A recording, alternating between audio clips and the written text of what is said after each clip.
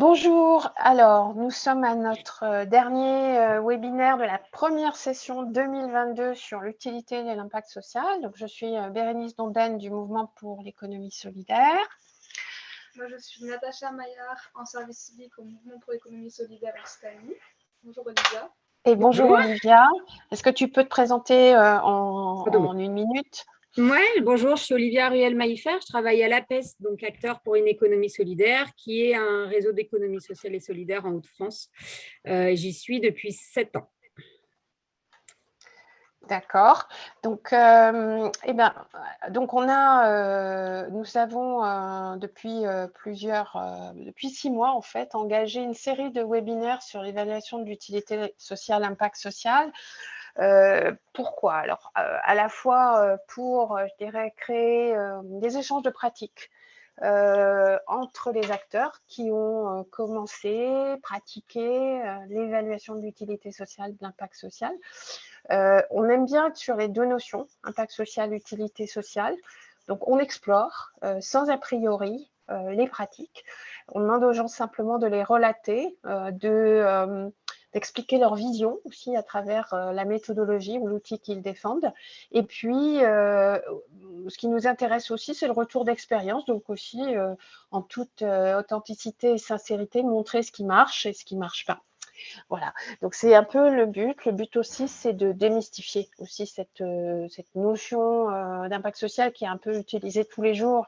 Et on le sait, quand on utilise trop une notion, à un moment, on perd son sens, on ne sait plus très bien de quoi on parle. Donc, c'est très intéressant d'inviter des experts, des chercheurs et des acteurs et des réseaux sur ces notions-là. Donc, je vais te passer la parole, Olivia. Juste quand même mentionner que ce travail se fait dans le cadre d'une coopération que nous avons sur Toulouse Métropole, dans le cadre du groupe Toulouse Impact. Donc, c'est un apport de notre part, de la part du mouvement pour l'économie solidaire, pour permettre à notre collectif de monter en compétences. Seront mis à disposition un espace numérique où on pourra voir à la fois sur notre chaîne YouTube, mais aussi sur un espace numérique dédié, voir toutes les visios qu'on a pu, enfin les webinaires qu'on a pu construire, que ce soit avec Après GE en Suisse, Nature et Progrès notamment, ou IES, la SIC de finances solidaires, Cinétique, on en a invité pas mal. Et bientôt la Crèce Occitanie. Alors, je vais excuser la Crèce Occitanie qui n'a pu être présente aujourd'hui. Et donc, j'excuse notamment Yves Bayeux-Moreau, qui représentait la Crèce, qui est de la Fédération des entreprises d'insertion Occitanie. Voilà. Et j'en profite aussi pour dire que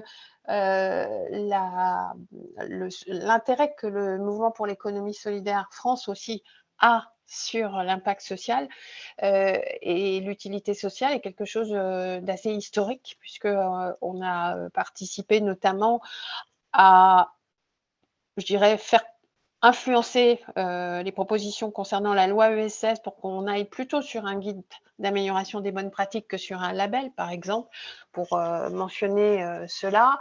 Que depuis très longtemps, nous avons des échanges autour des questions de démarche de progrès et que la bonne nouvelle, c'est qu'on va démarrer avec Olivia un projet Erasmus qui s'appelle Devisus et on le démarre la semaine prochaine, un projet européen qui nous permettra un premier échange, je dirais, autour des pratiques d'évaluation, autour de l'impact social et de l'utilité sociale et on espère bien sûr pouvoir encore plus produire de l'interconnaissance et modéliser un petit peu ce qui se pratique. Voilà, je te passe la parole, Olivia. C'est à toi. Est-ce que tu peux partager du coup le document en même temps?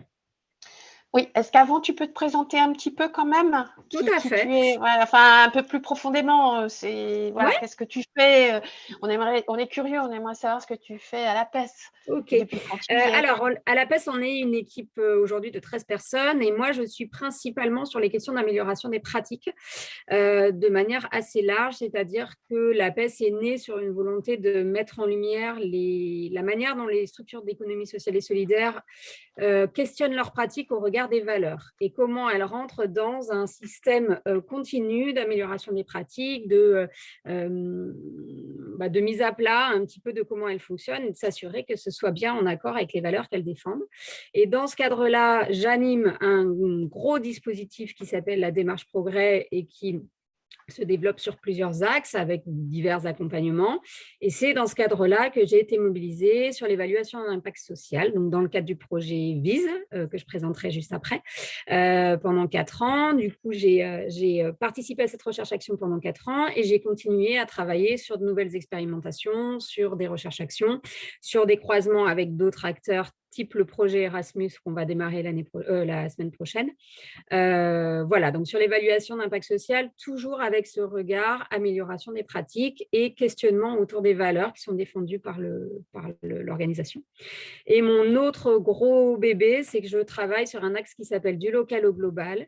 Et l'idée, c'est de faire de la cohérence entre nos réflexions, stratégies, projets qui sont portés aux échelles très, très territoriales, très locales, et avec les différentes instances, différents espaces territoriaux, donc le très local, l'échelon de la commune, communauté de communes, région, et au niveau national et au niveau européen. Du coup, on est membre à l'APES d'un réseau national qui s'appelle le MES, et on est membre d'un réseau européen qui s'appelle le RIPES Europe, et l'idée, c'est vraiment de faire du lien et de transmission entre ces différents espaces d'action. Merci. C'est essentiellement mes missions. Merci de cette présentation. Je partage le document.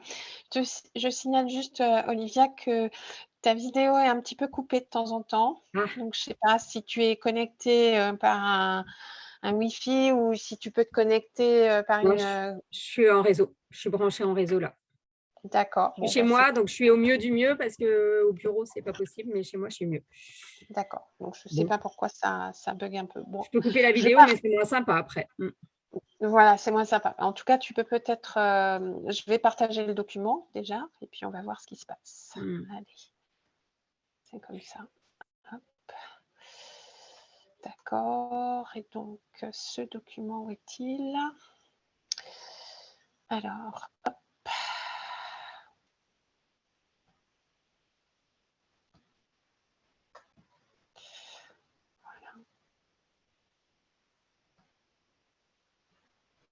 Voilà. Ça va. Alors, comment… Il faut que j'enlève des choses, je pense. Peut-être la colonne de gauche, si tu veux que ce soit qu'on ait plus… Ouais. Est-ce que… Alors, voilà. Voilà, Parfait. super. Du coup, tu peux déjà passer à la diapo, la diapo d'après. Merci beaucoup. Ça réexplique un tout petit peu ce que je viens de dire là. Le réseau, donc, il existe depuis une vingtaine d'années, enfin 20 ans pile poil, en fait, 20 ans cette année. Et il est né vraiment d'une volonté de questionner les pratiques et de valoriser les acteurs de l'économie sociale et solidaire sur leurs pratiques.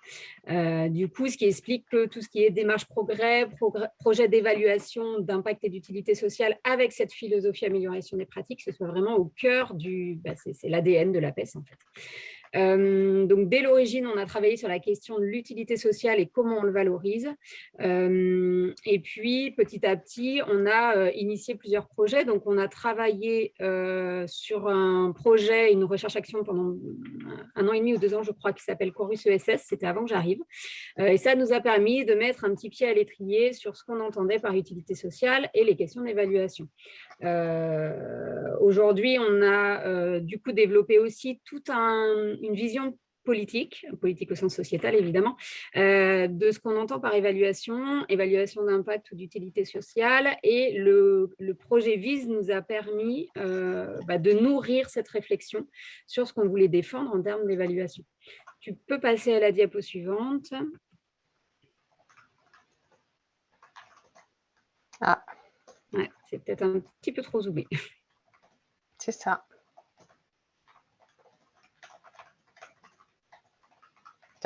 Ah oui, mais pourquoi ça marche comme ça? Qu'est-ce qui se passe là? Si tu descends avec les flèches, ça ne va pas? Juste tes flèches de clavier. Oui, c'est moins sympa, mais on en est là? Voilà, voilà, on en est là. L'idée de travailler sur l'impact social, alors effectivement, il y a toujours cette double terminologie, utilité sociale, impact social. On se retrouve beaucoup plus dans la question de l'utilité sociale, mais il est vrai que comme c'est un sujet qui a énormément été évoqué sous le terme de l'impact social. Nous, on utilise ce terme-là aussi, même si voilà, on s'y retrouve un petit peu moins en termes de sens, mais on aura peut-être l'occasion de l'expliquer plus tard. Pour nous, c'était un vrai enjeu de questionner ça, c'est-à-dire qu'il y a de plus en plus de sollicitations des financeurs, et quels que soient les niveaux d'intervention, hein, que ce soit les financeurs territoriaux ou les financeurs à l'échelle européenne, etc., qui sont demandeurs de cette évaluation d'impact social. Ils veulent, en gros, comprendre ce qu'ils financent et vérifier quel est l'impact. Et du coup, ça peut, autant il est vraiment très important de justifier les dépenses publiques, autant la manière dont c'est fait aujourd'hui, c'est vraiment avec un axe très quantitatif et un regard sur un objectif à atteindre. En général, c'est ça. Et ça nous pose un peu question parce que les projets d'évaluation, les projets d'économie sociale et solidaire sont tous différents, ils ont tous un fonctionnement différent, ils ont tous des objectifs différents et du coup, de ne les regarder que par une petite lorgnette avec un seul indicateur ou un seul questionnement qui est le même pour tous, ça nous posait vraiment souci. Donc, voilà, là, on voit un petit peu les différentes causes de ces, en tout cas, les différentes sollicitations, les différentes pressions qu'il peut y avoir au niveau financier sur nos projets d'économie sociale et solidaire. Et nous, on a voulu travailler sur l'évaluation avec un autre regard, c'est-à-dire répondre effectivement à ce que nous demandent les financeurs, mais surtout mettre en lumière ce qu'on fait de différent et au-delà d'un simple indicateur chiffré, mais de dire, voilà, nos actions, elles peuvent avoir tel impact, tel impact, tel impact et tel effet sur les habitants, sur les territoires, y compris les effets non attendus. Du coup, tu peux descendre un petit peu. Donc voilà pourquoi pour nous on en fait aussi un sujet vraiment politique parce que ça touche en fait à nos fondamentaux au niveau des structures d'économie sociale et solidaire et qu'à un moment les risques sont que si on entre trop dans une lecture avec on va questionner un impact chiffré, c'est le risque de nier un petit peu nos spécificités au niveau de l'économie sociale et solidaire. Ce qui est important à entendre aussi, c'est qu'on parle beaucoup d'impact social, on en a entendu parler dans plein de sphères différentes, avec des visages différents et des visions différentes, mais c'est un concept qui aujourd'hui n'est pas vraiment stabilisé, c'est-à-dire qu'on n'a pas de définition qui fasse consensus. Et même au sein de VIS, donc on l'expliquera, mais c'est un projet avec beaucoup de partenaires et qui a duré pendant 4 ans, on n'a pas réellement réussi à définir et à mettre une définition autour de l'impact social, en tout cas une définition qui soit consensuelle à tout le monde. Là, c'est ce que je disais un petit peu juste avant, la question de la diversité des pratiques des acteurs de SS, c'est qu'il est indispensable de garder en tête la spécificité de chacun et d'avoir des démarches qui prennent en compte ça pour éviter la question de la standardisation, qui serait vraiment une négation de ce qu'est l'ESS de manière fondamentale. Il est aussi important de mettre en lumière non pas uniquement ce qu'on produit, mais comment on le produit, c'est-à-dire avec quelle approche, avec quelle pratique, etc. Et le sens, pourquoi est-ce qu'on réalise tout ça, le sens de nos projets. Et donc, ça nous paraissait indispensable dans le cadre de ce projet d'associer dès le début les acteurs, les structures de SS pour qu'elles s'approprient ce sujet-là. Et c'est quelque chose qu'on a gardé tout du long, encore aujourd'hui, dans nos actions, dans les suites du projet VIS. Du coup, voilà, si tu peux descendre sur la diapo suivante. Donc, le projet VIS, tu peux redescendre d'un coup. Juste pour synthétiser, c'est un projet de recherche-action qui a duré 4 ans, qui a associé 21 partenaires sur 3 territoires, donc les Hauts-de-France, la Wallonie et les Flandres en Belgique, et qui a permis d'intégrer 69 entreprises testeuses, puisque, encore une fois, l'idée, c'était de pouvoir construire quelque chose qui soit adapté et adaptable à tout un tas de diversités de structures. Tu peux du coup descendre un petit peu. Voilà, là c'était juste pour montrer un petit peu la diversité des structures qui ont pris qui ont pris part à ce projet. On a réparti ces structures qui ont expérimenté en fait ce qu'on leur proposait, le dispositif. Elles ont été réparties en 3 gros groupes qui sont les structures de solidarité, principalement le sanitaire et social, les structures du champ de l'insertion et le pôle qu'on a appelé Autre SS, dans lequel l'APES était, qui sont plutôt les questions d'innovation, les questions de changement de société, de changement de regard sur l'économie, etc., etc. Donc avec quand même des projets très, très diversifiés. Tu peux descendre. Voilà, là, c'est juste une liste de tous les partenaires qui ont été impliqués sur les 3 territoires. Et donc, il y a dedans des réseaux, il y a des structures qui sont plutôt sur l'accompagnement, il y a des structures, voilà, il y a par exemple France Active qui était présente du côté français, la Caisse solidaire. Donc, il y a, voilà, on a voulu mêler un petit peu dans les partenaires associés à la fois des structures du milieu de la recherche, à la fois des réseaux qui portent aussi de ce fait un message politique pour leurs membres, et à la fois des structures qui peuvent avoir un regard un peu plus financement, par exemple. Est-ce que, je vois les partenaires là, pardon, je reviens sur l'outil, donc je vois que c'est un projet qui était copiloté, c'est ça, oui, par la CRES, donc Hauts-de-France, ouais. Concertès et le centre d'économie sociale de l'Université de Liège. Est-ce que tu peux nous dire un peu quelques mots sur ce partenariat, comment il s'est constitué? Est-ce que c'est parce que vous, les acteurs, vous avez impulsé ce projet et qu'à un moment, vous avez choisi cette forme d'organisation? Enfin, voilà, comment ça s'est un peu passé? C'est plutôt dans l'autre sens. Donc, les 2 porteurs au niveau, c'était un projet Interreg, donc financé majoritairement par les fonds européens, mais pas que. On voit la liste des soutiens financiers en dessous. Et en fait, c'est vraiment venu de Concertès et de la CRES qui sentaient qu'il y avait quelque chose à travailler sur ce sujet-là. Ce sont des structures qui sont assez proches. Alors, Concertès, c'est un réseau d'économie sociale, on appelle ça comme ça en Belgique, belge, qui est assez proche en termes de fonctionnement et de valeur de la CRES Hauts-de-France, pour le coup. Et donc, ce projet est venu d'eux, c'est-à-dire cette envie de se dire il faut qu'on travaille sur quelque chose, mais pas tout seul dans notre coin.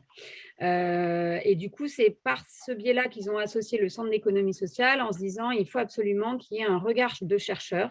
Et le CES avait déjà un peu travaillé sur les questions d'utilité sociale, d'impact social, donc ils étaient plutôt pertinents. Et du coup, quand ils ont commencé à structurer ce projet qui au départ avait une dimension beaucoup plus grande, mais qui a quand même été revu pour être affiné et ne pas partir dans tous les sens. C'est eux qui sont allés chercher les structures qu'ils identifiaient comme pertinentes. Donc, par exemple, si je prends le cas de l'APES, c'est effectivement dans la CRES qui a évoqué ce projet avec l'APES du fait du projet Chorus ESS qu'on avait déjà mené. Donc, ils savaient qu'on avait déjà une réflexion là-dessus. Ils savaient qu'on était membre du MES, Mouvement pour l'économie solidaire, donc au niveau national, qui réfléchissait aussi à ça. Donc, voilà, en fait, ça s'est un petit peu fait comme ça. Au niveau belge, je ne sais pas trop comment ça s'est constitué, mais quasiment toutes les structures belges sont membres de Concertès. Comme voilà, au niveau français, la plupart des structures partenaires sont membres de la CRES. Donc, c'est plutôt la dynamique réseau qui a fait office d'eux en se disant tiens, on a envie de porter ce projet et du coup, on va aller voir les structures qu'on sait être intéressées par ça ou avoir un plaidoyer ou avoir envie de travailler là-dessus. Et du coup, tout le projet a été monté avec l'ensemble des partenaires. Alors, pas tous les partenaires à tous les moments, mais en tout cas, la dynamique avec le volet recherche, le volet expérimentation, le volet qu'est-ce qu'on en fait derrière, capitalisation, etc. Tout ça, ça a été conçu par l'ensemble des partenaires. Et je vois donc de ce fait qu'il y a aussi des partenaires associés. Donc, je vois qu'il y a l'Institut Jean-Baptiste Gaudin, qui est vraiment un institut tourné vers la recherche, la chaire d'économie sociale et solidaire des Hauts-de-France. Je vois que vous aviez associé le MOVES et d'autres. Ouais. Oui, en fait, c'est parce que dans le montage, il y avait les structures qui avaient plutôt vocation à être là sur chacun des temps de construction, des structures qui avaient vocation à être accompagnateurs de dynamique d'évaluation dans le cadre de l'expérimentation. Et puis, il y avait d'autres structures donc, qui sont aujourd'hui qui sont là les partenaires associés, qui avaient pour objectif de plutôt nourrir la réflexion Si on prend l'Institut Gaudin, par exemple, ils ont énormément travaillé sur ce sujet-là, sous différents aspects. Ils ont plusieurs outils. Ils ont fondamentalement des choses qui pouvaient venir nourrir notre réflexion, mais ils n'avaient pas forcément vocation à être accompagnateurs ou à être dans tous les espaces. Parce qu'il faut préciser que ce projet, ça a quand même été énormément d'échanges, de réunions, de construction pendant 4 ans. Je pense qu'à une période, on se voyait 1 à 2 fois par semaine, pas forcément tous les partenaires, mais on avait au moins 1 ou 2 rencontres par semaine dédiées au projet. Donc, il fallait pouvoir trouver une place aux structures qui ne souhaitaient pas prendre autant de place, ou en tout cas qu'il n'était pas possible d'impliquer de la même manière, mais qui pourtant avaient vraiment de la richesse sur ce sujet.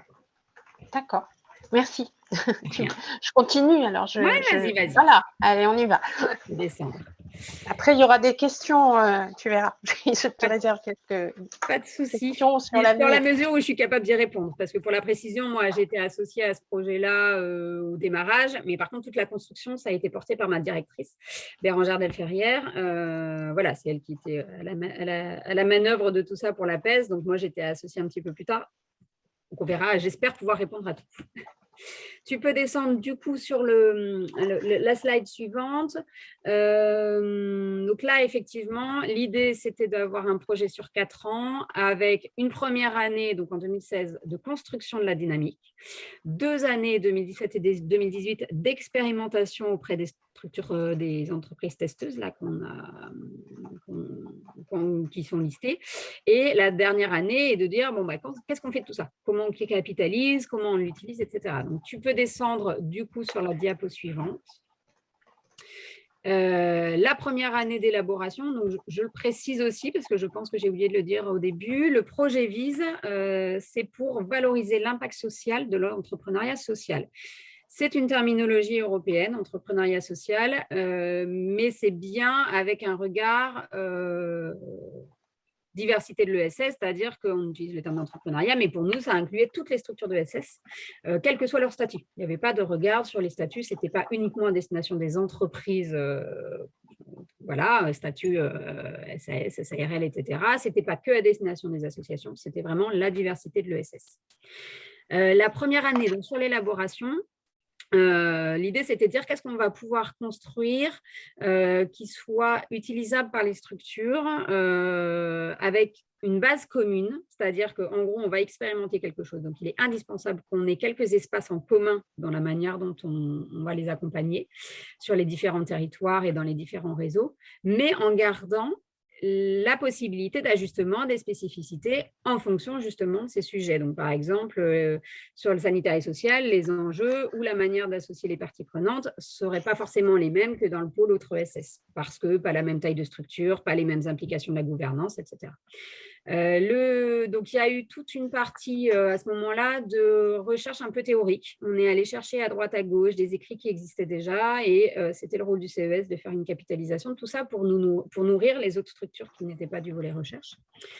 Et il y a eu aussi tout un espace un peu pratico-pratique, c'est-à-dire que l'idée, c'était d'aller, donc pendant cette année-là, toujours, l'idée, c'était d'aller interviewer des structures qui avaient pu porter des projets d'évaluation ou d'amélioration des pratiques, c'est-à-dire quelque chose dont on puisse s'inspirer pour notre dynamique. Et donc, ça a pris plusieurs mois de pouvoir aller interviewer des structures, décrypter un petit peu les projets, les accompagnements qu'ils avaient pu initier et voir ce que nous, on pouvait en retirer.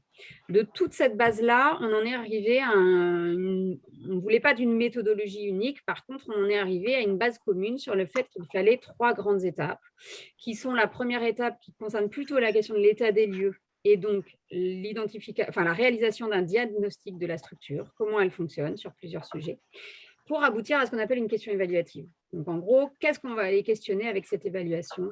Il est impossible de tout évaluer en termes d'impact d'une structure. Et donc, il est extrêmement important de définir par un entonnoir, d'avoir une question évaluative en se disant, aujourd'hui, c'est ça qu'on va aller vérifier, avec un périmètre assez défini. Et en se disant, par la suite, une fois que cette évaluation sera finie, s'il y a d'autres questions qu'on veut aborder, on poursuivra. Mais là, il faut vraiment y aller petit pas par petit pas.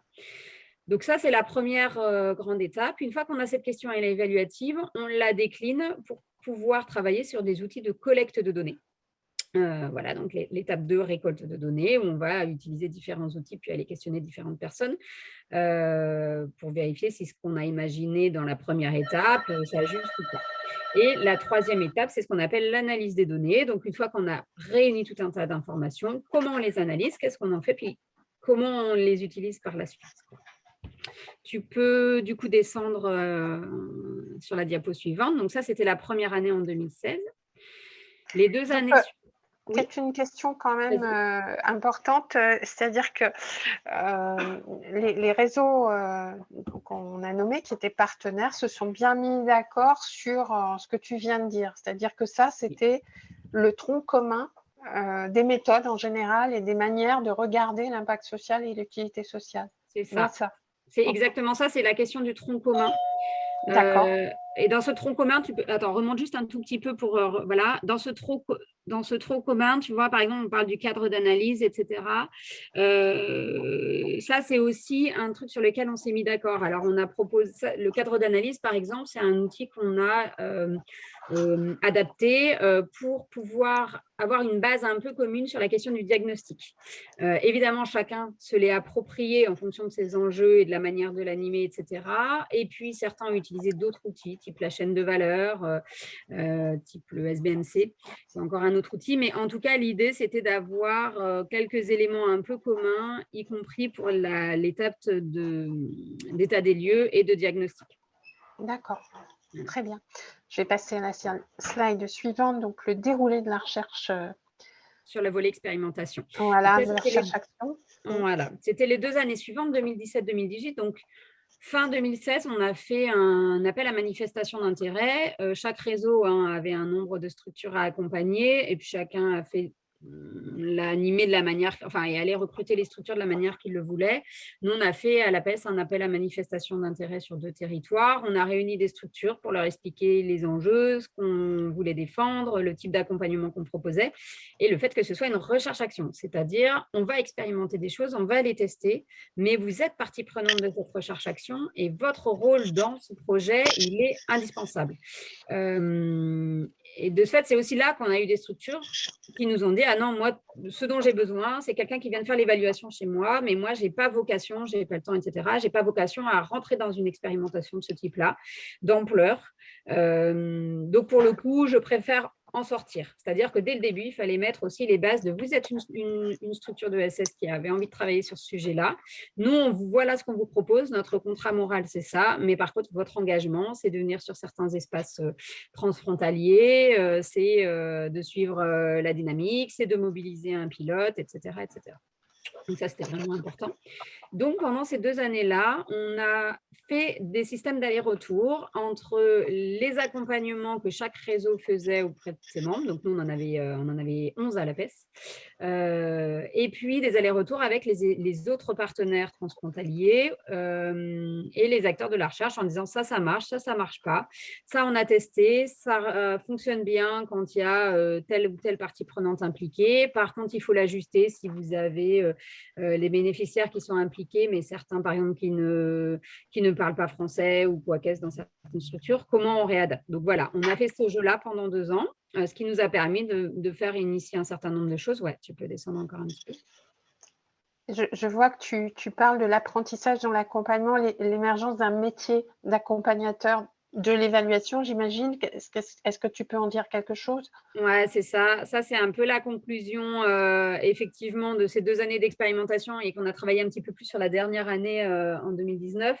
C'était de dire, quand on accompagne des structures sur l'évaluation d'impact social, on l'a vu juste au-dessus, les 3 grandes étapes, ça demande des savoir-faire et des savoir-être différents. Par exemple, sur la première étape, on va être plutôt sur associer des parties prenantes et animer des débats pour faire émerger des points, des nœuds, des éléments qu'on identifie comme des enjeux dans ces structures-là et qui seraient intéressants d'aller questionner. Et donc ça demande, par exemple, à savoir utiliser certains outils d'intelligence collective, ça demande une capacité de prise de recul pour identifier les nœuds dont je parle, mais ce ne seront pas forcément les mêmes savoir-être ou savoir-faire qui seront nécessaires sur les étapes suivantes. Par exemple, sur les outils de collecte de données, ça demande un petit peu plus de connaissances, en tout cas, sur quels sont les outils qui existent, même si nous, on les a formés, mais voilà, en tout cas, et sur la question de l'analyse, a fortiori, qui demande un profil un petit peu plus proche de la recherche, par exemple. Et du coup, c'était indispensable pour nous d'identifier, de par notre expérience, nous qui étions tous en découverte, on va dire ça comme ça, d'identifier par la suite, si ça doit se poursuivre et qu'on doit mettre en place des accompagnements d'évaluation d'impact social avec la philosophie qu'on défend, hein, attention, c'est vraiment important, qu'est-ce qui est nécessaire pour ces accompagnateurs ? De quelle base ils ont besoin, comment on les forme, ils adaptent, par exemple, s'ils sont très forts sur le volet analyse, comment on les accompagne sur monter en compétences sur les techniques d'animation d'intelligence collective, par exemple. D'accord, merci. Voilà, donc, on continue. Du coup, pendant ces 2 années aussi, ce qui est vraiment ressorti de cette expérimentation, c'était le fait que l'esprit de co-construction. C'est-à-dire qu'en gros, que ce soit au sein des structures qu'on accompagne ou que ce soit dans la dynamique globale, il était indispensable que chacun prenne sa part et que chacun puisse s'exprimer. Et donc, l'évaluation d'impact social, pour nous, c'est au sein des structures déjà, a fortiori, c'est un processus de co-construction entre eux pour se mettre d'accord sur leur vision du projet, du sens qu'on y met, etc. Et puis, c'était vraiment un projet de co-construction entre les différents partenaires. Donc ça, c'est un terme qui a fait tout du long. Et d'ailleurs, dans le projet VISE, on a rédigé plusieurs carnets qui faisaient un peu capitalisation de ce qu'on vivait chemin faisant. Et il y a un des outils qui traite justement de la co-construction et comment on fait de la co-construction, ce qui n'est vraiment pas évident. Est-ce que tu dirais, oui. Si je pousse un peu, est-ce que tu dirais qu'il faut qu'évaluer, c'est une culture, en fait? Ouais. Finalement, il y a une culture de l'évaluation qui, si on revient à la base, Bruno Lanier le dit souvent au Mouvement pour l'économie solidaire, c'est donner une valeur à évaluer. Donc, est-ce que ça suppose une culture commune ? Dans les accompagnements, dès le début, ça maintenant, enfin depuis le début quasiment on l'a fait, c'était qu'on les accompagne à exprimer ce qu'ils entendent par évaluation et par impact et ou utilité sociale, pour ceux qui arrivent à affiner ça, justement pour que les structures se mettent d'accord, parce que pour beaucoup, évaluation, c'est la question du contrôle. Et du coup, nous, on l'amène avec un autre regard, la question de l'amélioration des pratiques. Et de ça, c'est indispensable que justement, ils arrivent déjà à se mettre d'accord dès le début pour savoir, ça va être quoi ce projet et comment on le porte ensemble. Et en fait, on se rend compte que cette démarche, tout du long, elle permet de faire bouger les structures sur la question de l'évaluation et d'en voir les effets positifs. C'est-à-dire de ne pas le ressentir que comme étant quelque chose, un contrôle porté par quelqu'un d'extérieur, etc. Mais vraiment de se développer une culture et de s'approprier au sein même de la structure cet enjeu-là et qu'est-ce qu'on met en place, quelles instances, qui on associe, etc., etc. Donc, tout à fait la question de la culture, ça c'est c'est pour ça qu'on parle de démarche itérative, là vous le voyez à la fin de la petite bulle, l'histoire de le chemin faisant, ça c'est quelque chose qu'on a identifié tout du long pendant et les accompagnements et le projet, c'est l'importance des démarches itératives et de comment on arrive à faire des pauses et des prises de recul pour capitaliser, se mettre d'accord, se réajuster chemin faisant pendant le processus et se rendre compte que dès qu'on a mis un pied dans une évaluation d'impact social, on fait bouger les lignes au sein de sa structure. À partir du moment où on a signé la convention d'engagement ou à partir du moment où on a fait la première rencontre, la structure, elle est déjà en mouvement à ce moment-là. D'accord. Je vais sur la prochaine. La diapo suivante. Ouais, tout à voilà.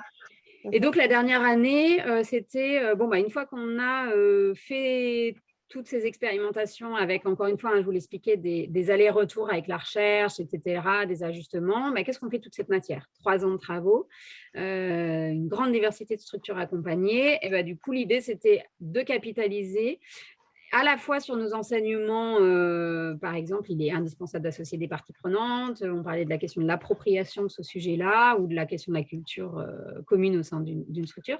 Qu'est-ce qu'on en fait? Donc, on a mis en place des sensibilisations, des formations. On a travaillé sur un guide qu'on ne voulait pas être un guide. C'est-à-dire qu'on s'est rendu compte que l'idée, ce n'était pas que les structures elles puissent elles-mêmes faire des évaluations chez elles, mais c'était bien qu'elles puissent mettre en place une réflexion autour de ça, quitte à dire à un moment, si je peux être accompagnée pour faire une évaluation chez nous, c'est quand même un plus parce que du coup, comme on l'expliquait tout à l'heure, c'est un métier. C'est un métier, ça demande une multiplicité de savoir-être et de savoir-faire. Et du coup, le fait d'avoir un accompagnateur extérieur, même si l'idée c'est de faire l'évaluation soi-même, c'est une vraie richesse. Donc ça fait partie des éléments qu'on a diffusés sur la dernière année et des outils qu'on utilise encore aujourd'hui, 3 ans après la fin du projet. D'accord. Je vais continuer. Oui. Alors, hop, voilà. Voilà, du coup, j'ai un petit peu avancé. Là, on parlait de co-création, co-construction au cœur du projet. Effectivement, ça fait partie de tous les projets collectifs. Là, on était quand même 21 partenaires autour de la boucle avec 69 entreprises testeuses. Donc, ça fait beaucoup de visions différentes possibles. Et en fait, on s'est rendu compte, la première année, elle a été pleine de richesses pour ça. C'est que, du coup, se mettre d'accord alors qu'on avait tous une vision à peu près identique de ce qu'était l'économie sociale et solidaire, se mettre d'accord sur ce qu'on entend par évaluation, ce que veut mettre au niveau de cette démarche, etc. C'est pas si simple. C'est pas si simple parce qu'on a aussi des messages politiques ou des axes, des enjeux un peu différents. On a un regard sur les politiques publiques qui n'est pas forcément les mêmes, etc. etc. Et donc, du coup, cette première année, elle a été un vrai temps d'ajustement, d'apprendre à connaître les autres, de les comprendre, d'être ouvert sur la diversité des points de vue. Et puis, quels sont les éléments sur lesquels il nous faut absolument trouver un compromis ou un consensus et quels sont les éléments sur lesquels on se dit on n'a pas la même vision, mais ce n'est pas grave, ça nous empêchera pas d'avoir un projet en commun. Est-ce que tu peux illustrer ce que tu viens de dire Oui. par une anecdote ou deux, hein? C'est simplement parce que je vois que dans tes partenaires, tu as des grosses organisations de l'action sociale, tu as des choses assez différentes en taille, effectivement en projet politique et en action. Donc, est-ce que tu peux citer quelques exemples comme ça qui montrent les compromis, les endroits où vous étiez d'accord, les points de tension? Alors, par exemple, l'un des éléments qui nous a marqué, c'est que les acteurs de la région wallonne et les acteurs des Hauts-de-France avaient globalement la même vision quand on parle d'indicateurs, parce que souvent on parle d'indicateurs quand on parle d'évaluation. On avait cette même vision sur attention, les indicateurs chiffrés, quantitatifs et qualitatifs, c'est important d'avoir une mixité des deux, c'est important de ne pas s'enfermer dans la question des indicateurs, etc. Alors que les Flamands, ils doivent avoir un rapport au financement public qui sont un peu différents de nous, n'avaient pas tout à fait le même regard. Et donc, ce qui nous a appris, par exemple, même si on le savait déjà, que étrangement, les acteurs de Wallonie et des Hauts-de-France avaient une vision de l'économie sociale et solidaire et une vision politique de ce qu'on voulait en faire, beaucoup plus proche que les acteurs de Wallonie et de Flandre. Si je prends un autre exemple, tu parlais de la diversité des réseaux. Effectivement, par exemple, le fait d'associer les parties prenantes. Ça, c'est un apprentissage clé. C'est quelque chose sur lequel on a vraiment abouti collectivement, mais on n'avait pas tous la même vision de quelles parties prenantes, combien de parties prenantes, avec quels espaces de représentation. Et je prends par exemple la PES, on accompagnait beaucoup de structures qui avaient moins de 10 salariés, donc pour qui c'était assez facile de se dire je mets tous les salariés dans la boucle au moment des instances de discussion, on associe éventuellement quelques partenaires extérieurs, la direction, mais pas que, enfin voilà, c'était assez facile d'imaginer ça. Alors que par exemple dans le sanitaire et social, qui sont des beaucoup plus grosses structures, avec plus de salariés, avec la direction qui a souvent c'est un peu plus pyramidal quand même, dans le mode de fonctionnement, et même si associer les parties prenantes était une évidence, le fait d'ouvrir et de se dire quels salariés j'associe, comment je fais une représentation, je ne peux pas les avoir tous autour de la table, qui est-ce qui est pertinent, etc., ce n'était pas forcément le même regard. Et donc ça a demandé déjà ajustement aussi pour dire, voilà, ça typiquement, c'est quelque chose dans la manière dont on va les accompagner, il faut s'adapter à leur capacité, leur réalité et trouver des entre-deux pour que la manière dont on accompagne et la philosophie qu'on y met, elle soit bien maintenue, parce qu'on porte un message politique dans ces accompagnements. Donc, il faut que ça se soit maintenu, mais qu'en même temps, la structure, elle puisse quand même rester décideuse parce que c'est elle la première concernée et qu'elle connaît aussi les réalités de ces structures, quoi. D'accord. Je descends le Ouais. PowerPoint. Je peux juste donner un autre exemple, du coup, on va y Ah toucher oui, sur parce que je trouve ça assez intéressant. C'était de dire aussi, on les accompagne pour faire eux-mêmes. On leur apporte de la méthodologie, on est un peu la clé de attention, il faut quand même que ça avance dans le temps, etc. Et l'implication de l'accompagnateur n'était pas vue de la même manière dans les différentes structures. C'est-à-dire que pour certains, comme ça n'avançait pas assez vite ou que les structures avaient d'autres habitudes, certains ont par exemple fait certains accompagnateurs ont fait la collecte de données eux-mêmes. Alors qu'à la PES, par exemple, c'était nous, on vous forme, vous allez le faire vous-même. Si vous avez des difficultés, on se rappelle, on ajuste, mais c'est à vous de faire. Et il y a des structures, par exemple, typiquement dans le sanitaire et social aussi, les grosses organisations avaient plutôt l'habitude d'adhérer à leur réseau en attendant des services, c'est-à-dire des prestations de services. Et du coup, ils avaient la culture de, si on adhère au réseau, c'est que c'est vous qui allez porter cette démarche d'évaluation. Et donc, ils avaient une attente sur le fait que l'accompagnateur fasse lui-même toutes les étapes de diagnostic, d'analyse, d'aller collecter les données, les entretiens individuels, etc. Et donc ça, par exemple, c'était un point un peu de tension en disant, mais nous, on les accompagne à monter en compétences, mais pas à faire à leur place. On les accompagne, on fait avec eux, mais l'idée, c'est qu'ils s'autonomisent et qu'ensuite, ils puissent garder le processus à l'interne.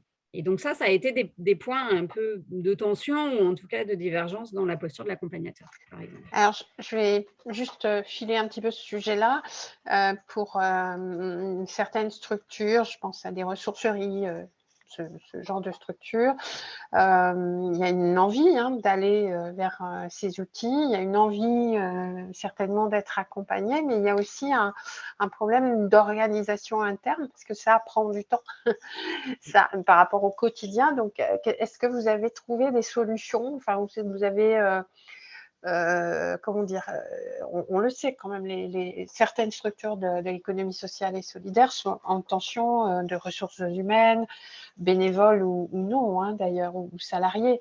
Donc, est-ce que sur ce sujet-là, il y a des choses qui se sont dessinées, des pistes? Parce que, moi, j'ai déjà rencontré des ressourceries qui m'ont dit, bah oui, c'était bien l'accompagnement, mais en fait, nous, on n'y arrive pas, quoi. Donc, tu as quelques pistes qui se sont dessinées sur le projet VISE ou c'est en réflexion? Alors, je vais te dire oui et non. Une petite réponse de Normand. On a expérimenté des choses, c'est-à-dire qu'on a, nous, par exemple, accompagné une structure d'insertion et on a joué le jeu de faire des représentations. C'est-à-dire qu'en gros, ils avaient 3 pôles, je ne me souviens plus exactement, mais 3 pôles d'activité avec des salariés différents. Et donc, on leur a laissé le choix. Les accompagnateurs socioprofessionnels qui ont drivé ça au sein de la structure, mais on leur a laissé le choix en disant pour chacun des pôles, il nous faudrait un représentant des salariés en insertion. Mais on a besoin que les avis qui soient portés par ces 3 personnes-là soient vraiment basés sur une vision collective. Et donc, ils ont animé au sein de leur structure des ateliers pour être sûr que les 3 personnes représentantes de ces 3 axes soient bien nourries par les visions réelles des salariés. Donc, ça nous a permis justement de réduire aussi un peu cette histoire de mobilisation du temps, cette histoire de on ne peut pas associer tout le monde et puis tout le monde n'est pas très à l'aise forcément sur des discussions de ce type-là qui des fois sont un peu complexes et jargonneuses, faut dire ce qui est.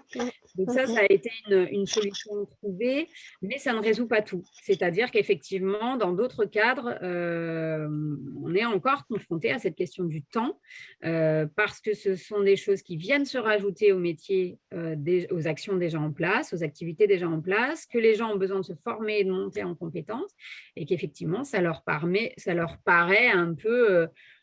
c'est très dense, tout ce qu'il y a à faire si on veut le faire bien. Et du coup, c'est un peu trouver le doux équilibre entre il faut garder un aspect qualitatif dans l'évaluation et associer les gens, etc. Et en même temps, ne pas s'y perdre, ne pas s'y noyer. Parce que là, c'est le risque, c'est qu'il démarre le projet, mais qu'il le finalise en pointillé et puis qu'il ne garde pas ça à l'interne. Parce que D'accord. Je continue, donc je vois qu'on est sur la slide, les enseignements de la recherche-action. Donc, c'est ça. Ouais. Alors, Y allons-y. aller. Donc, effectivement, les questions de la motivation et de qu'est-ce qu'on fait de ces évaluations. Donc, les motivations, c'est pourquoi on y va. Qu'est-ce qui nous intéresse? Donc, certains sont venus avec, c'est une injonction de mes financeurs, ou alors ils commencent à faire du tri dans les financements, etc. Et je sais que si j'arrive avec une évaluation d'impact, ils regarderont mon projet de manière différente. Il y a des motivations qui sont plutôt de l'ordre de l'amélioration des pratiques. J'ai une volonté de vérifier si ce que je pense produire, je le produis réellement, si j'ai bien les effets que j'imaginais et si oui, du coup, je peux le valoriser et si pas, comment je réajuste mes pratiques. Et en fait, surtout, ce qui est intéressant, c'est que pendant toute cette démarche, les motivations, déjà, elles évoluent un peu. C'est-à-dire que la raison pour laquelle on rentre dans un dispositif d'accompagnement de ce type-là ne sont pas forcément les mêmes au bout de 6 mois. C'est-à-dire qu'on s'est rendu compte que ça avait généré des effets différents. On avait, par exemple, il y a eu une entreprise, une association, sur lesquelles on a associé le financeur public, donc une collectivité territoriale, sur les espaces d'échange dès le début, sur le diagnostic, et qui en fait s'est rendu compte que ça avait fait bouger les lignes parce qu'il s'était, pour la première fois, il s'était mis autour d'une table pour discuter des enjeux stratégiques de la structure, mais aussi des enjeux et des besoins du partenaire public. Et du coup, ils avaient croisé un peu leurs regards, leurs points de vue, leurs obligations et leurs enjeux à chacun. Et ça avait permis une vraie interconnaissance qui a fait bouger la suite de l'évaluation et y compris la prise en compte du financeur dans le regard qu'il porte sur l'évaluation qui est menée. Oui, tu peux descendre du coup sur le… Peut-être les motivations implicites qui ne sont pas très claires dans ma tête. Effectivement, ils arrivent. Ça, c'est un truc qu'on a fait beaucoup au niveau du travail sur la première étape. C'est qu'en fait, ils arrivent souvent avec un regard. Je viens, par exemple, pour répondre à la demande des financeurs. Et en fait, on se rend compte, en creusant un petit peu, là, je vous parlais des nœuds tout à l'heure, c'est-à-dire quand on sent qu'il y a des choses qui ressortent dans les discussions, dans les débats, où ils ne sont pas tous d'accord à l'interne, où c'est un peu flou, ou alors des axes qui sont répétés de manière régulière. Là, on se rend compte qu'il y a des choses sous-jacentes, souvent dans l'organisation ou dans des choses qui ne sont pas claires au niveau du projet eux-mêmes. Et on se rend compte que parfois, même sans le savoir, c'est un peu inconscient, la personne qui portait le projet pour rentrer dans ce dispositif, elle avait soit un besoin de se rassurer sur la pertinence de cette structure. Est-ce que vraiment ce qu'on fait, c'est pertinent et utile? Aussi sur les questions de valoriser le travail qui est mené à l'interne. Parfois, le projet n'est pas forcément porté par la direction, ça peut être porté par quelqu'un d'autre qui va dire les travailleurs font un boulot hyper important mais qui n'est pas forcément reconnu. Et donc, du coup, le fait de rentrer dans une démarche de ce type-là, ça permet aussi de valoriser l'activité des salariés et parfois de les rendre légitimes au regard de la gouvernance. D'accord. Des exemples. Oui, le deuxième autre enseignement là, de toute cette démarche, c'était de dire on ne va pas forcément chercher que les résultats. C'est-à-dire l'objectif de cette évaluation, bien entendu, c'est d'avoir des choses au bout, des choses tangibles sur lesquelles s'appliquer. Mais en vrai, ce n'est pas le seul objectif. Comme je disais tout à l'heure, à partir du moment où on rentre dans ce type d'accompagnement, on avance, on chemine, on évolue déjà dès la première rencontre. Et du coup, ça permet aussi dès le début de décrypter quelles sont mes pratiques et comment je fonctionne à l'interne. Et du coup, est-ce que mes pratiques sont adaptées et sont en cohérence avec le message global que j'évoque? Et très souvent, même ceux qui viennent chercher un résultat très clair, très précis dès le début, en vrai, on les voit évoluer pendant l'accompagnement sur une autre réflexion qui va être plutôt centrée sur « Ah ouais, mais je n'avais pas conscience que nos pratiques pouvaient avoir tel effet » ou alors « Je n'avais pas conscience que les salariés souffraient de surcharge de travail, etc. » par exemple, qui n'était pas le cœur du sujet. Mais en même temps, le fait d'avoir travaillé sur tout ça et mis tout le monde autour de la table, peut-être que j'ai des pratiques en termes de qualité de vie au travail ou d'équilibre vie pro, vie perso qui ne sont pas idéales et qu'on pourrait revoir. Donc ça, c'est vraiment un enseignement très, très important. L'idée aussi de l'évaluation, c'est de se dire, je vais mettre des mots sur des ressentis. On peut avoir des visions, des ressentis, des choses un peu impalpables. Et le fait de mettre des gens autour de la table, le fait d'utiliser des outils de collecte de données, d'aller voir des partenaires, ça permet aussi un petit peu d'objectiver, même si l'évaluation n'est jamais objective, hein, ça il faut le savoir, mais ça permet quand même d'objectiver un petit peu des ressentis que je pouvais avoir et de mettre des mots dessus. Et puis, dans ce cadre-là, l'un des autres éléments aussi, en fait, c'est que ça, pour la plupart, c'est de se dire, je pense produire des choses, mais je n'arrive pas à l'expliquer. On parlait de spécificité des structures de l'économie sociale et solidaire tout à l'heure. En quoi je suis un peu différente des structures plus classiques, des organisations hors ESS, etc. C'est quoi ma différence? C'est quoi ma spécificité? Et bien ça, c'est quelque chose qui est compliqué à identifier, qui est compliqué à mettre des mots dessus et qui est compliqué à valoriser, enfin, en tout cas, à se mettre d'accord même à l'interne. On n'a pas tous la même vision de c'est quoi notre spécificité. Et ça, l'évaluation, elle permet d'aller creuser ça aussi, quoi. Tu peux, je pense, passer à la diapo suivante. Peut-être une question quand même, Olivia, qui me traverse. Est-ce que tu n'as pas évoqué ça? C'est en fait quelles sont est-ce qu'il y avait différentes méthodes et outils utilisés pour travailler sur le projet VIS? Parce que ça n'a pas été évoqué. On voit que vous partez, vous êtes très différents, donc vous partez d'un tronc commun. Il y a une similitude de ressenti et de perception sur l'évaluation, en tout cas. Il y a peut-être des points de tension, mais en tout voilà. Mais par contre, je ne vois pas les méthodes. C'est-à-dire que je voudrais savoir quelles sont les... Bon, je prends un exemple, la méthode du cadre logique qui est quand même extrêmement utilisée dans beaucoup de formations autour de l'impact social. Hein. En gros, je définis mes actions, enfin, je définis mes critères, plutôt mes indicateurs, surtout mes indicateurs. Je le relais avec je pars de l'action, je définis mes indicateurs. Ensuite, j'essaye de dire comment je vais sourcer tout ça, etc., etc. Enfin, je dirais ce tapis qui se déroule autour de l'impact social et du cadre logique. Est-ce que c'était une méthodologie parmi d'autres? Est-ce que vous avez travaillé finalement sur la question de la pertinence des outils et comment tel outil répond à tel besoin? Voilà, c'est juste où est-ce que c'est un chantier à venir dont il faut s'emparer, par exemple? Alors, en fait, c'est un peu compliqué parce qu'effectivement, on avait tous une grande diversité de structures avec certains des outils qu'on avait l'habitude d'utiliser dans nos réseaux. Mais en fait, surtout dès le début, et ça fait partie des points de tension qu'on a eu la première année, ou en tout cas des points de divergence, c'est qu'on ne voulait pas aboutir à un outil, une méthodologie.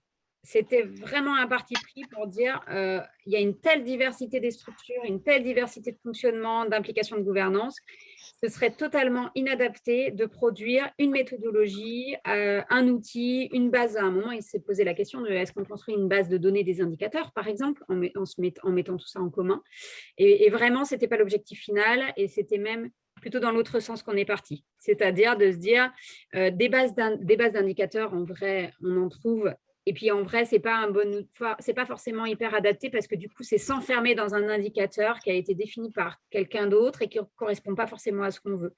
Et donc, ça vaut aussi sur l'aspect méthodologique. Donc, les choses sur lesquelles on était d'accord, c'était les 3 grandes étapes. Globalement, les choses sur lesquelles on s'est plutôt mis d'accord, c'était sur l'étape 1 au moment de la collecte de données. On a travaillé sur le cadre d'analyse que j'évoquais tout à l'heure, qu'on pourrait joindre éventuellement en annexe de la vidéo, hein, ça c'est possible, qui permet de travailler qui permet de mettre en lumière de manière visuelle les parties prenantes, la question du territoire, la question des pratiques, le lien un petit peu entre tout ça aussi. Les pratiques, les effets que peuvent... Parce qu'il y a 2 choses dans une structure. Il y a les pratiques que j'ai à l'interne et il y a les activités que je mène. Ces 2 choses-là ont des effets, ont un impact. Et donc, du coup, c'est intéressant de les lire aussi avec un regard en croisant ou pas, mais la question des activités, la question des pratiques, l'impact que peuvent avoir les parties prenantes sur mes activités, mais aussi sur mes pratiques, etc., etc. Donc, on a ce cadre d'analyse-là qui était notre base de travail, mais après, chacun se l'est approprié.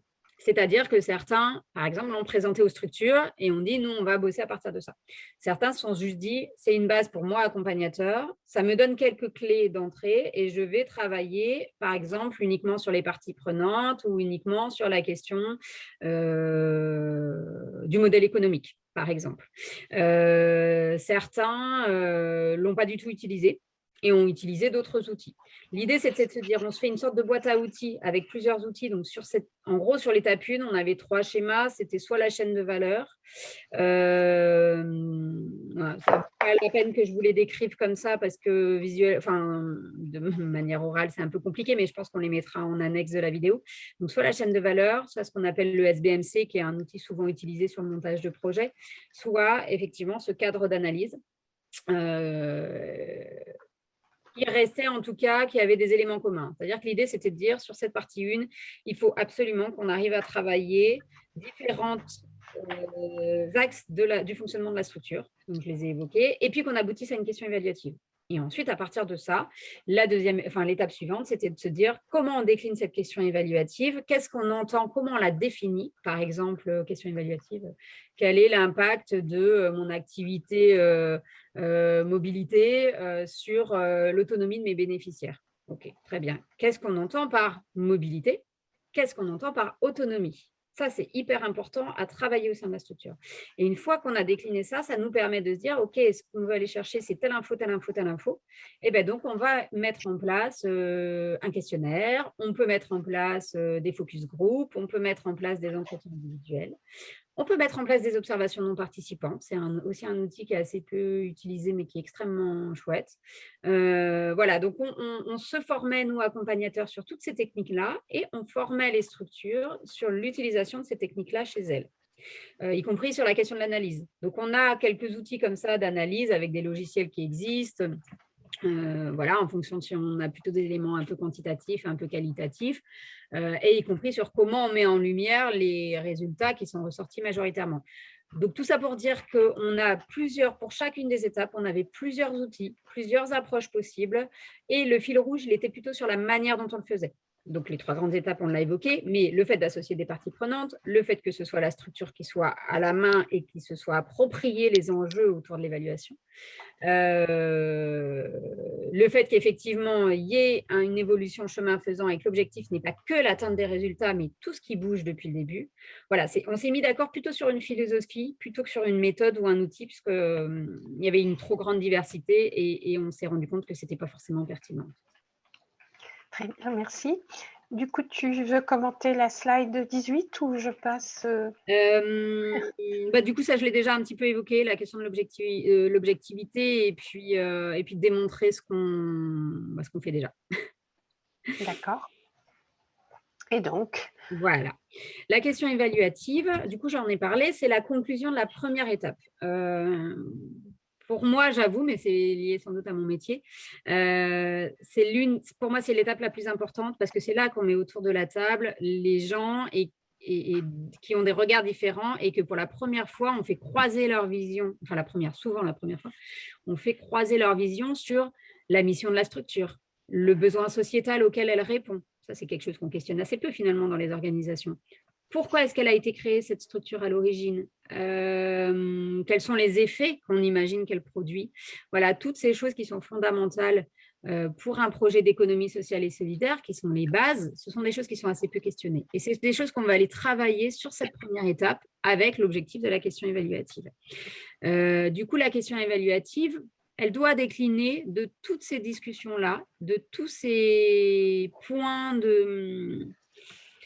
des points saillants de tout ce qu'on a identifié comme étant soit un enjeu, soit problématique, soit, je ne sais pas moi, avec pour objectif de créer une nouvelle activité. Et donc, du coup, c'est extrêmement important de pouvoir questionner si elle a du sens ou pas par rapport à d'autres activités. Voilà, tous les virages que peut vivre une structure aussi. La question évaluative, elle peut toucher à tout ça. On l'appelle, voilà, l'idée, c'est de se dire, on se penche sur la boîte noire de l'entreprise, c'est-à-dire, ce que je disais, tous les éléments qu'on questionne assez peu. Et c'est souvent là où on se rend compte, par exemple, de la divergence de point de vue qu'il peut y avoir entre des salariés qui, par exemple, sont arrivés il y a moins de 2 ou 3 ans et qui ne se sont jamais vraiment posé la question du besoin sociétal. Et puis des administrateurs, des porteurs de projets, qui ont porté le projet il y a 15 ou 20 ans, qui savent pourquoi ils ont mis ça en place, etc. Et c'est extrêmement intéressant de voir comment la structure, elle glisse et elle évolue au fil des années. Et soit en gardant du sens, soit en s'éloignant du sens de départ. Cette question de boîte noire, elle va aller fouiller un petit peu ça, quoi. Attends, aller un petit peu vite la descente. C'est aussi là qu'on va pouvoir aller questionner là, on vous parle de décalage. Alors, décalage entre les visions des différentes parties prenantes, c'est ce que j'évoquais, mais aussi des décalages entre ce qu'on pense que la structure produit et ce qu'elle produit en réalité. Ou alors ce pourquoi elle a été créée à l'origine et ce qu'elle fait aujourd'hui. Je prends un exemple qu'on retrouve dans beaucoup de structures. À un moment, la question de la pérennité des salaires et du modèle économique fait qu'on peut être amené à aller chercher des financements qui nous guident sur une pente qui parfois peut nous éloigner du sens de notre projet. Ça ne veut pas dire qu'on est complètement à l'opposé, loin de là, mais ça veut dire qu'au départ, on avait initié ce projet avec une philosophie et un besoin sociétal auquel on pensait répondre, et que finalement, le glissement des financements nous oblige des fois à prendre une autre orientation. Je prends un exemple assez tangible dans le secteur de l'insertion. L'objectif, c'est quand même d'accompagner des gens qui sont très éloignés de l'emploi vers l'emploi et vers une capacité à réintégrer des savoir-être, des savoir-faire dans l'emploi. On se rend compte que certains financements qui vont regarder les sorties positives, donc c'est-à-dire combien de personnes à la sortie de ce volet insertion trouvent un emploi ou une formation, ça peut diriger la manière dont on va recruter ces salariés en insertion et possiblement prendre des gens qui sont beaucoup moins éloignés de l'emploi parce qu'il y a plus de chances qu'ils aboutissent à une formation ou à un travail derrière et donc plus de chances de répondre aux demandes des financeurs. Mais au final, ce n'était pas forcément ce public-là qu'on visait au début. Voilà. En somme, ce que ça produit, c'est finalement une réinterrogation de la stratégie de l'organisation, en tout cas sa raison d'être. Pour employer ce mot qui est utilisé notamment par les entreprises à mission aujourd'hui. Mais en fait, ça réinterroge cette question-là. Très bien. La raison d'être, et puis du coup, qui peut avoir 2 impacts derrière, c'est de se dire, si ce que je fais aujourd'hui est éloigné de ce pourquoi on a créé la structure, ou en tout cas ce qu'on imaginait, il y a deux possibilités. C'est soit on réajuste nos actions parce que notre besoin et le besoin sociétal et la mission qu'on s'est donnée, c'est toujours celle-là qu'on veut. Et dans ce cas-là, il faut qu'on réajuste nos missions et éventuellement les financements et tout ça. Ou alors de se dire, oui, ça a glissé au fur et à mesure des années, c'est normal, c'est l'évolution normale de la structure. Et dans ce cas-là, c'est le projet stratégique que je vais revoir pour réadapter. Et donc, mes statuts, mes missions, etc. Et c'est hyper important de se mettre d'accord avec toutes les parties prenantes autour de ça, sur ça, d'avoir une vision commune autour de ça et de comprendre les enjeux de tout ça. Très bien. Alors, l'implication d'une diversité de parties prenantes, c'est ça. Je pense que j'en ai parlé à chacune des diapos jusqu'à présent, donc je pense qu'on a tous compris l'importance que ça pouvait avoir. Peut-être la plus-value de la démarche j'allais quand même revenir sur les parties prenantes, mais c'est pas grave. On peut passer. Mais c'est toi qui me dis. Okay, oui. Non, mais c'était juste pour dire aussi ce que ça permettait d'apporter.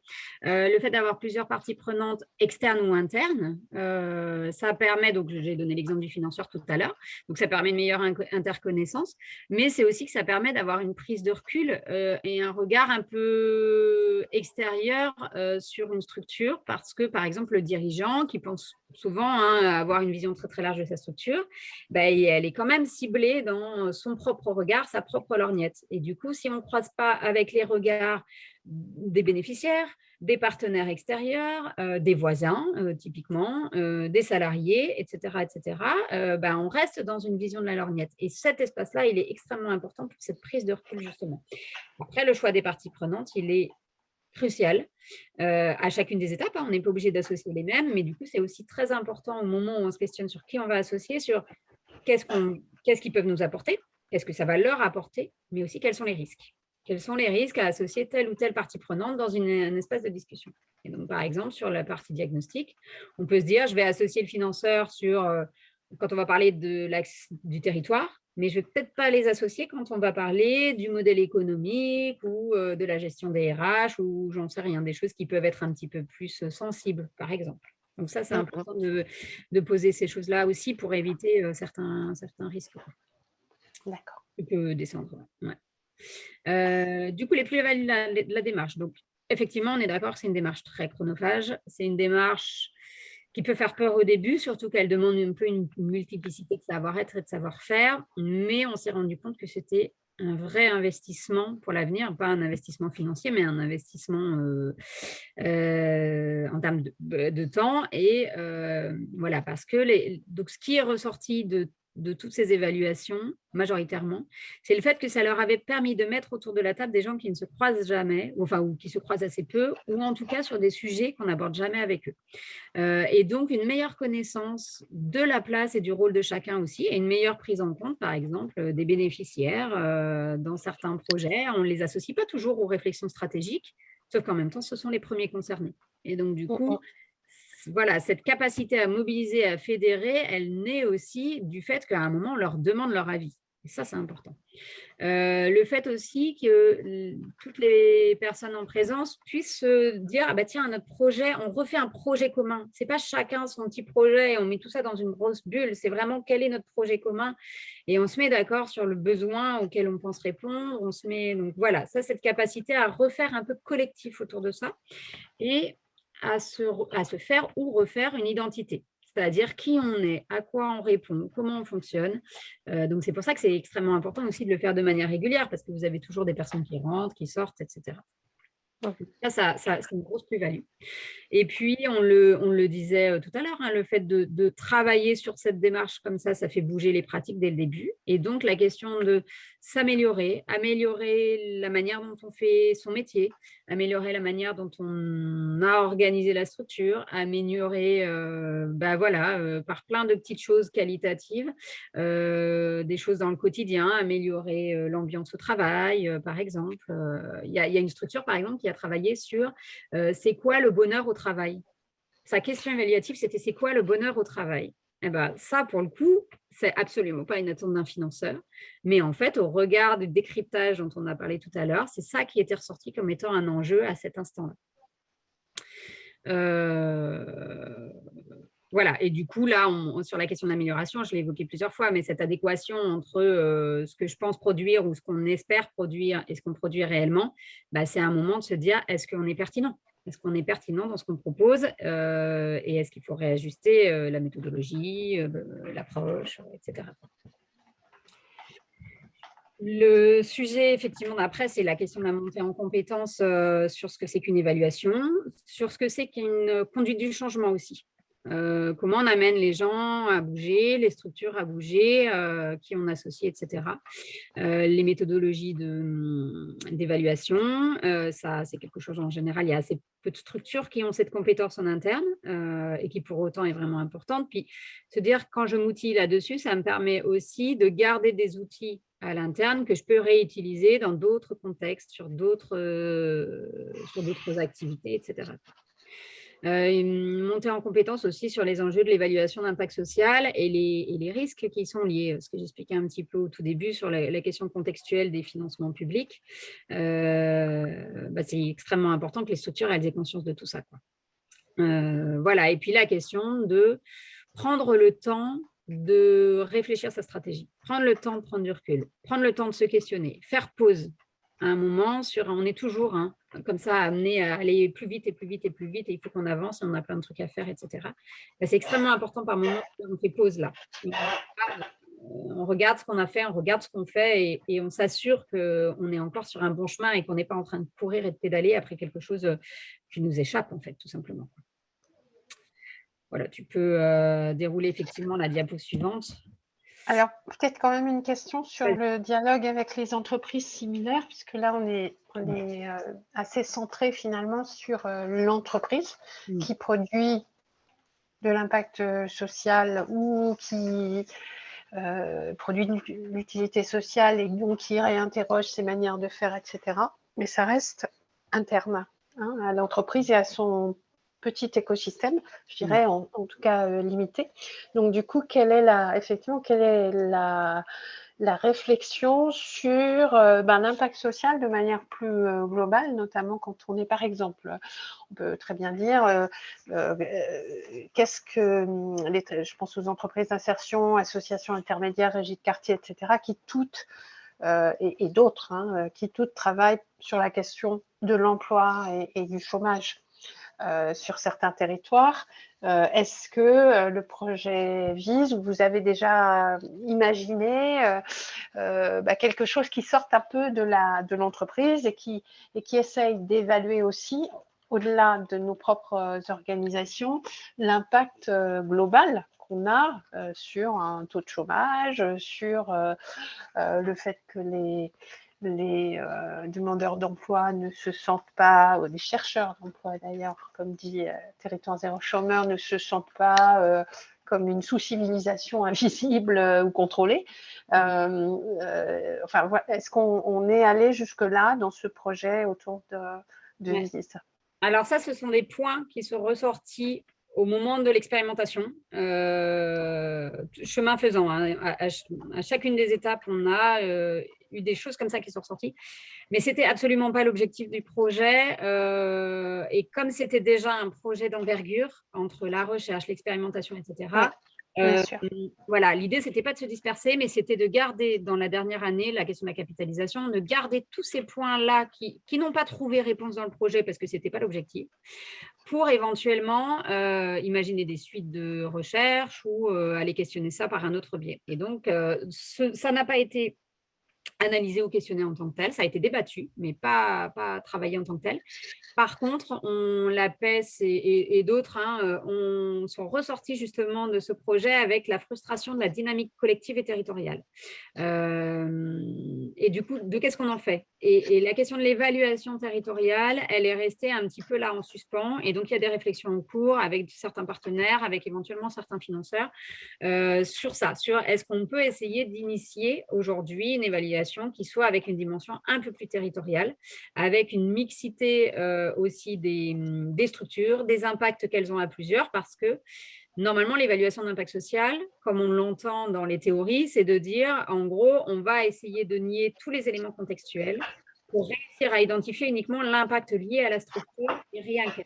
Sauf qu'en vrai, on se rend compte que ce n'est pas possible. Si je prends un exemple de d'un salarié en insertion, qui arrive dans une structure, qui évolue chemin faisant, en vrai, il est accompagné par plein d'autres structures. Il est accompagné possiblement. On ne peut pas s'attribuer sa réussite à une seule organisation, c'est ça que tu veux dire. Ça, j'en suis convaincue, oui. Voilà, c'est ça. C'est que tu ne peux pas nier l'impact de tous les autres, y compris l'impact de… Il y a eu une loi sur, je ne sais pas moi, avec des aides financières sur le recrutement dans tel secteur, tel territoire. Et bien ça, possiblement, ça a un impact sur les sorties positives de cette personne. Ça a un impact, enfin voilà, il y a énormément de choses qui ont des impacts sur les réglementations, sur les accompagnements. Donc en fait, c'est impossible d'uniquement identifier l'impact net propre à une structure. Et donc, pour ça, il était hyper important d'aller au-delà et de travailler sur la question de l'écosystème. Et pour un même bénéficiaire, de se dire, voilà, c'est pas qui a eu tel ou tel impact, mais c'est de manière collective, avec l'ensemble de l'écosystème, qu'est-ce que nous, on génère ensemble, et y compris avec les politiques publiques, du coup, le rôle des politiques publiques et des instances publiques là-dedans. Donc ça, c'est possiblement une suite qu'on espère. D'accord, parfait. Alors, je vois qu'il y a une slide qu'en retenir. Oui, voilà, sur le projet, donc effectivement, il y a quelques points qui sont ressortis un petit peu saillants, plutôt une prise de recul. À un moment, on s'était dit ce serait bien de faire une évaluation de l'évaluation ou une évaluation du projet VISE sur qu'est-ce que le projet VISE a généré dans les structures, mais ça devenait trop complexe. Mais voilà, il y a quelques éléments qui sont ressortis un peu comme importants. En gros, on sait que les structures, en vrai, elles ont une volonté d'amélioration toutes chez elles, et elles ont surtout envie d'être capables de démontrer, de mettre en lumière ce qu'elles font déjà, mais qu'elles ne savent pas forcément le faire. Cette démarche-là, on l'a évoqué plusieurs fois, hein, c'est vraiment une opportunité pour pouvoir améliorer son processus, mais de manière collective, avec une vraie réflexion. Et puis, ben, effectivement, ça a un rôle aussi sur les financements, hein, faut pas se leurrer, parce qu'on met des mots, parce qu'on valorise mieux ce qu'on fait, y compris des impacts autres que ceux qui sont attendus. C'est aussi l'occasion de réaffirmer qui on est. On a parlé de la question de l'identité tout à l'heure et de la réaffirmer de manière collective. Et puis, souvent, ça donne envie d'aller plus loin. C'est-à-dire qu'elles ont identifié une question évaluative, mais elles sont frustrées parce qu'il y avait d'autres choses à côté. Ou alors, le fait d'avoir fait ce chemin-là pendant 1 an et demi, des fois moins, si elles ont mobilisé beaucoup de temps humain, ça leur donne envie de continuer et de se dire, OK, maintenant, qu'est-ce que je vais aller questionner ou quels sont les outils pérennes que je peux mettre en place pour pouvoir faire remonter des éléments qualitatifs et quantitatifs de manière pérenne sur l'ensemble de mes actions. Après, il ne faut pas se leurrer, c'est une démarche très chronophage, très mobilisatrice. Et donc, en général, une fois que l'accompagnement est fini, il y a un peu le soufflet comme ça qui redescend. Mais au moins, ils ont acquis une culture de l'évaluation et une culture de la prise de recul et du questionnement. D'accord. Donc, je vois qu'après la prévise. Bon, voilà, ça, c'est quelque chose qui est, du coup, existe depuis 2020. Il y a une communauté qui est portée par la CRES Hauts-de-France. Oui, par la CRES Hauts-de-France.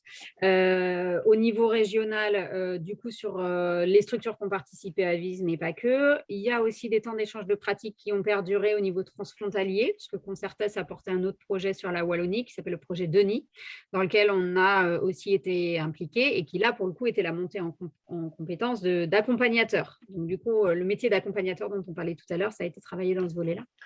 Est-ce que tu peux nous mettre dans le fil de conversation la référence de ce projet? Projet Denis, D-E-N-I-S. D-E-N-I-S, d'accord. Comme le prénom en Wallonie. Sachant que c'est un projet qui a intégré aussi un volet recherche. Donc, je ne sais pas où est-ce qu'ils en sont en termes de livrables, parce que le projet clôture en mai, donc je pense qu'ils ont déjà abouti à un certain nombre de livrables qu'on pourrait éventuellement peut-être associer effectivement à la vidéo. Je pense que sur YouTube, on peut joindre des fichiers, donc ça peut être intéressant de les mettre. Donc voilà, ça c'est le projet Denis. Dynamique nationale et européenne, c'est qu'effectivement on fait partie du MES qui travaille beaucoup sur cette question-là. Et le projet européen dont tu parlais, Bérénice, il est construit dans le cadre du RIPES Europe, qui donc est un réseau européen de SS, et il y a un axe qui a été structuré autour de l'évaluation d'impact social parce qu'on s'est rendu compte qu'il y avait des enjeux dans beaucoup de pays européens et y compris à l'échelle vraiment internationale sur les risques de certaines évaluations d'impact. Ces risques qui sont partagés avec d'autres pays. Donc, il y a une vraie dynamique et une réflexion autour de ça. On a poursuivi des expérimentations, en tout cas au niveau de la PES là, et puis des partenaires français, dans le cadre de l'habitat inclusif. Donc, c'était une expérimentation qui est financée par le département du Nord sur l'accompagnement de structures d'habitat inclusif. On a parlé du métier d'accompagnateur, donc là qui est travaillé en Wallonie, mais qu'on espère pouvoir travailler possiblement dans le cadre du MES ou du RIPES Europe par la suite. Et puis, on a croisé avec d'autres démarches portées par d'autres structures type LUDES, qui a un outil qui s'appelle Valores. Voilà, l'idée, c'est de ne pas forcément rester dans l'entre-soi, c'était d'aller croiser un peu les différents projets, tout en étant en accord sur les valeurs et la vision politique qu'on a de l'évaluation d'impact social. Voilà, là, sur cette diapo-là, vous avez quelques ressources qui existent. Et entre autres, nous, au niveau de la chaire ESS, il y a un MOOC qui a été réalisé sur ce sujet-là. Ma directrice a été associée. Très bien, merci. Je vais arrêter le partage, Olivia. Très bien. Voilà, hop, et on va revenir tu peux peut-être réallumer On va être un petit peu sur la conclusion. Ah, je te vois. Donc, merci de cette présentation qui est très dense, mais qui permet encore une fois, je l'avais déjà beaucoup entendu, j'ai beaucoup regardé le site VISE qui existe, qui a un site qui s'appelle projetviseproject.eu, qui est tout à fait accessible. Donc, merci de cet échange. J'aurais peut-être envie de finir par une question. Oui.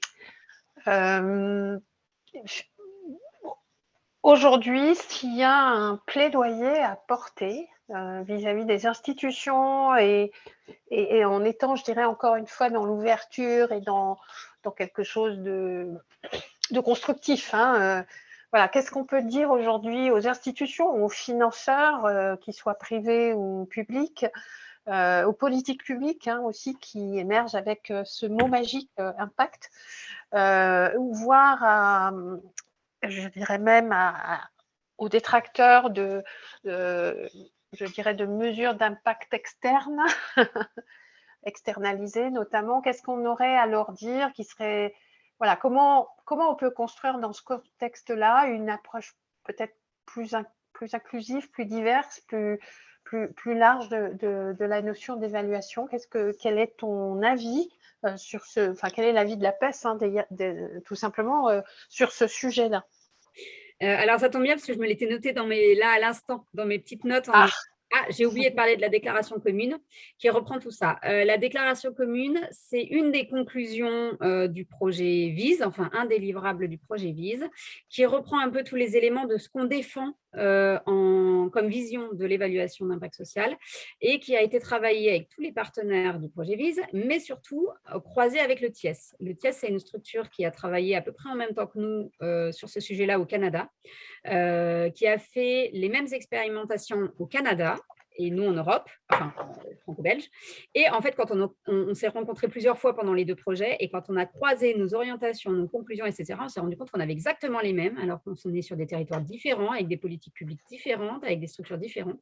Et du coup, on a abouti à cette déclaration commune qui reprend effectivement un certain nombre d'éléments. On la joindra du coup également à la vidéo. Le premier, effectivement, la question de l'appropriation des enjeux par les structures elles-mêmes. C'est-à-dire, on ne défend pas l'évaluation externe, surtout pas, on défend une évaluation interne accompagnée. Accompagnée parce que c'est un peu complexe, mais interne, à la fois pour que les structures, elles s'approprient les enjeux et qu'elles aient conscience que le choix d'une méthodologie d'évaluation, etc., ça a un impact, et à la fois pour qu'elles soient autonomes sur ce processus-là et qu'elles puissent valoriser ce qu'elles ont aussi envie de valoriser. Pas que ce qu'elles ont envie de valoriser, parce qu'en général, elles vont aussi regarder les éléments négatifs, mais de dire elles-mêmes connaissent bien leurs enjeux, leur structure. C'est très important qu'elles puissent être à la manœuvre de tout ça. Le deuxième, c'est de dire les politiques publiques et les financeurs ont un rôle à jouer là-dedans. Un rôle non pas en tant qu'injonction, mais un rôle plutôt dans l'aspect co-construction. Comment est-ce qu'ils peuvent avoir un pied dans cette dynamique dès le début pour bien comprendre les enjeux de la structure, pour bien comprendre comment elle fonctionne, etc. Et du coup, peut-être adapter leur regard sur quelque chose de plus qualitatif, que ce ne soit pas que des indicateurs chiffrés et communs à tout le monde pour pouvoir faire une comparaison entre structures, mais bien qu'il y ait un vrai regard sur ce que chaque structure apporte, y compris les inattendus. Voilà, dans le plaidoyer, on parle aussi du coup de laisser le temps aux structures pour qu'elles puissent cheminer pendant cette évaluation. Si on leur demande de faire ça en un mois, c'est évident qu'elles vont vraiment canaliser, alors que si elles ont plus de temps pour le faire, elles iront chercher le qualitatif. Et puis d'intégrer de ce fait dans les financements une partie de financement qui soit allouée à l'évaluation, effectivement pour être accompagné ou pour financer du temps de travail, mais qu'en tout cas ce soit intégré dans les projets qui sont financés, comme c'est le cas par exemple dans le champ de la coopération internationale.